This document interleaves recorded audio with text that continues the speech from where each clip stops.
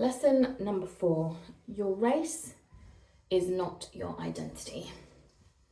And I think it's fitting that I'm about to do my hair because you'll soon find out. Hair for Black women is one of the most policed things about us, as well as the objectification of Black bodies, but that's a conversation for another time. People will try and tell you what you can and cannot be because you are Black. Well, should I even say because you're Black? As a rule, we don't really talk about race in our house.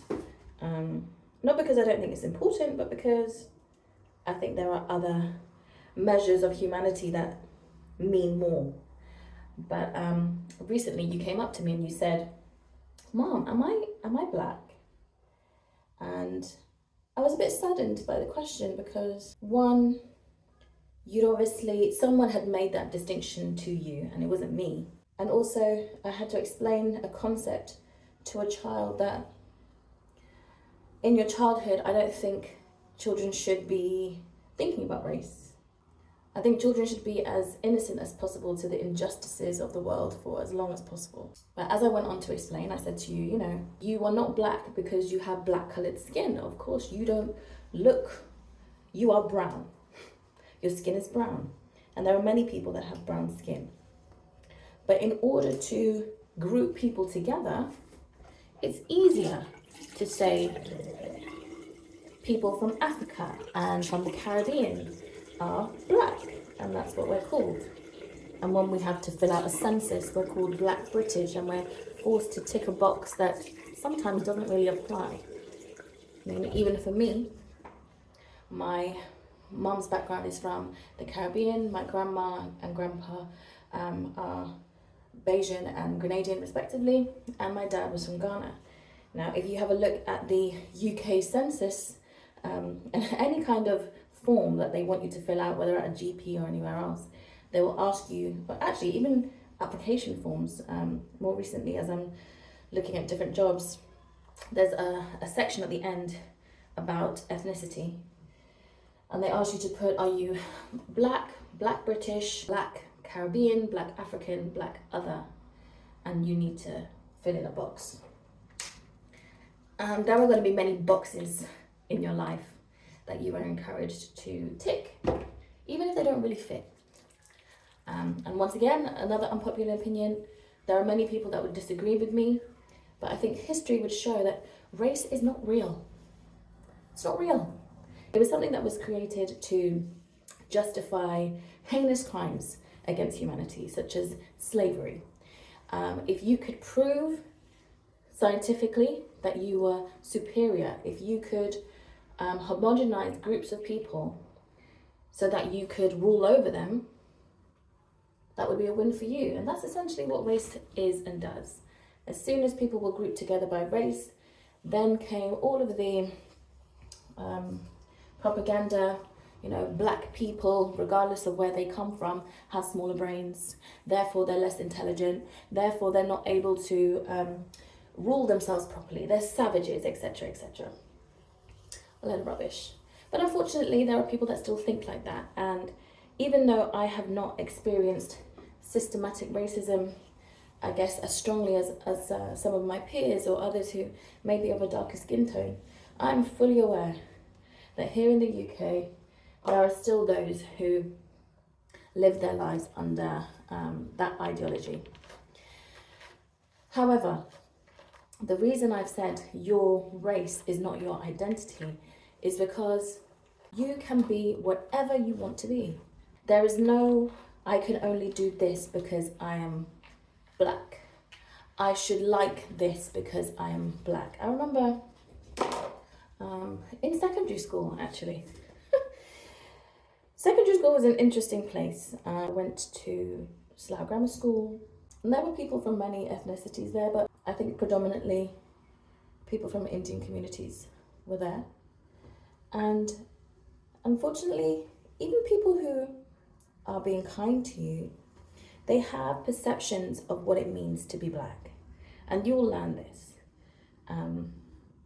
I remember having a conversation with, friends, acquaintances, and they said, "Oh, What's your favourite food? That was the question that was being put around. What's your favourite food? And I hadn't even answered yet, and someone answered for me, and they were like, oh, well, obviously it's chicken. And everyone started laughing. At that time, I actually didn't like chicken at all. And I said, you know, one, that's not funny. Two, what made you think that I like chicken? Well, you're black, obviously. These tropes, these ideas, these stereotypes, they will continue to persist.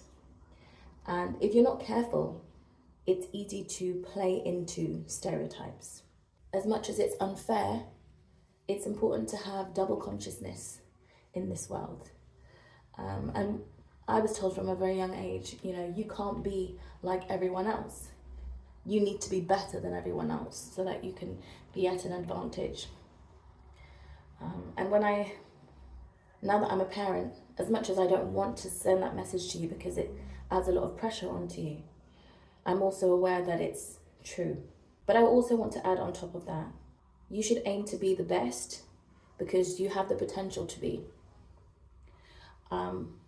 Don't live your life trying to live up to a standard of blackness that doesn't represent you. You don't have to like soca music. You don't have to go to carnival. You don't have to like chicken. You don't have to eat watermelon. You don't have to be good at basketball or sports. You don't have to do anything that you don't want to do. There are black people that like rock music. There are black people that like country music. At the end of the day, you're a human being, and I will always encourage you to pursue your own interests. I will encourage you to always acknowledge ethnicity over race. I think it's important for you to recognize and value your cultural heritage because it's important. It's important to know where you come from.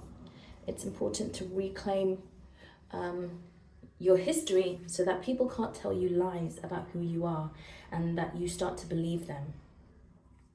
And I think that's maybe the difference between a British-born black person compared to perhaps an African-American.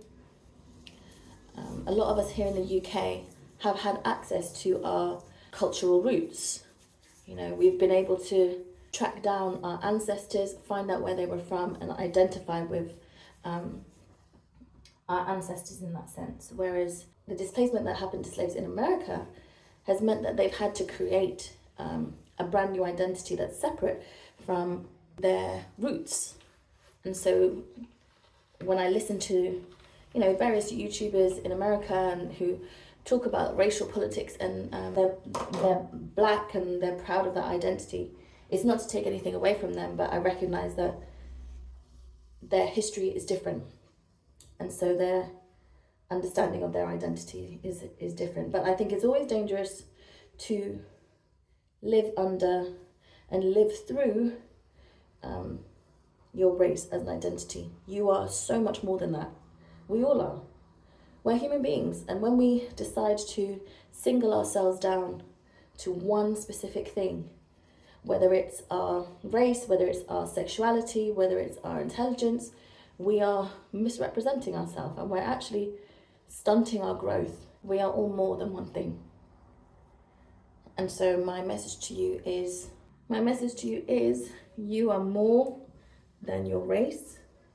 You are the culmination of generations of people, genetics, stories, history, culture. You are your own person. And whatever you are is enough. Don't strive to fit yourself into a box. Strive to break the mold. Create your own box. The box that fits you. The pressure to conform is always going to be strong. You want to fit in, you know, and as you grow up, peer pressure gets stronger. But knowing who you are, having a strong sense of self will be key to you having a successful life. I will always try and instill in you everything that you are and remind you that you don't have to subscribe to someone's perception of you, and you can be exactly who you want to be. And that might make other people uncomfortable. But so what?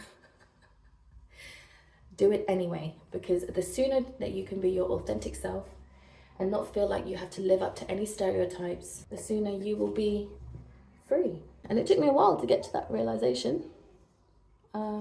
As I say, how old am I now? 31.